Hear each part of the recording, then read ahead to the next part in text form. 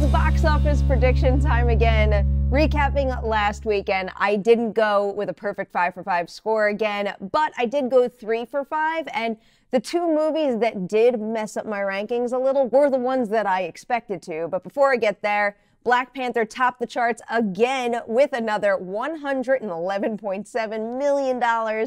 Then it was Game Night number 2 with $17 million. And here's where my rankings fell apart a bit. It was Peter Rabbit at number 3 with $12.8 million, followed by Annihilation at number 4 with $11 million. And then rounding out the top 5, it was 50 Shades Freed with $7.1 million.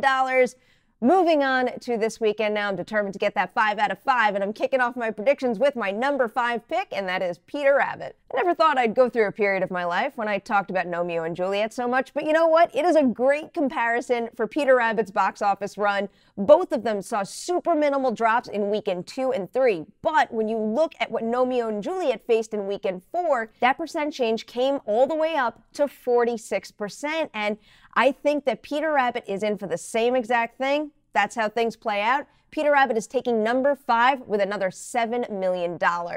Moving on to my number 4, that's where I have last weekend's new release, Game Night. Looking at another R-rated studio comedy that opened with about the same amount that Game Night did leads me to Office Christmas Party. Now that one in weekend 2 was facing Rogue One in its first weekend out, but when I look at Game Night facing Black Panther, it's got Death Wish, it's got Red Sparrow, I think that the competition there would be somewhat comparable, but I do give Game Night a little bit of an edge because I think positive word of mouth might help it out. So I'm going to take Office Christmas Party's $8.5 million weekend 2, bring it right up to $10 million for Game Night.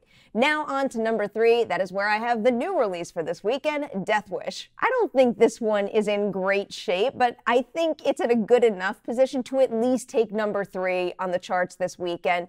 I don't really hear anybody talking about it. I haven't seen all that much marketing, but maybe I'm just not the target audience and I'm not watching the programs or seeing the movies with this trailer attached. I don't know. I have a feeling this one is flying under the radar a little bit. Looking back at a similar release that came out at roughly the same time in 2015, also with a big action star as the headliner, I've got the Liam Neeson movie Run All Night. So when Run All Night opened, it got $11 million. Giving Death Wish a little more than that, though, because it's part of a pre-existing franchise, bringing the number up to $15 million for the new Bruce Willis movie. Moving on to number 2 now, that is where I have Jennifer Lawrence's Red Sparrow. Even though I really dug Jennifer Lawrence's latest collaboration with Francis Lawrence, I do have a feeling that this movie is going to see a big drop next weekend just because it's a difficult watch, and sometimes it's kind of unpleasant. But focusing on weekend 1 right now, it's tough to compare this to any of Jennifer Lawrence's other films because I wouldn't really say the material is as in line as it needs to be to help me out. But thankfully, we had Atomic Blonde hit theaters last summer. That movie opened with $18 million, but that movie opened in the summer, and it also didn't have a movie like Black Panther to contend with.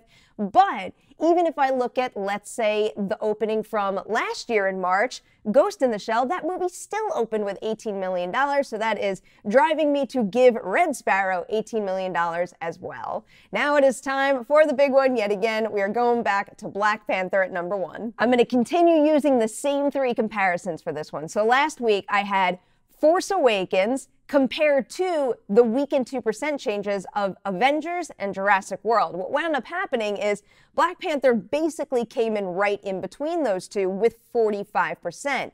Moving on to their weekend 3 drops, though, we had a great one from Force Awakens, only about 40%, but then Jurassic World dropped 49 and Avengers dropped 46, so their percent changes came down. If that winds up being the case with Black Panther, and let's say that 45% weekend 1 to 2% change comes down to 43% for weekend 2 to 3, that gives Black Panther another $63 million.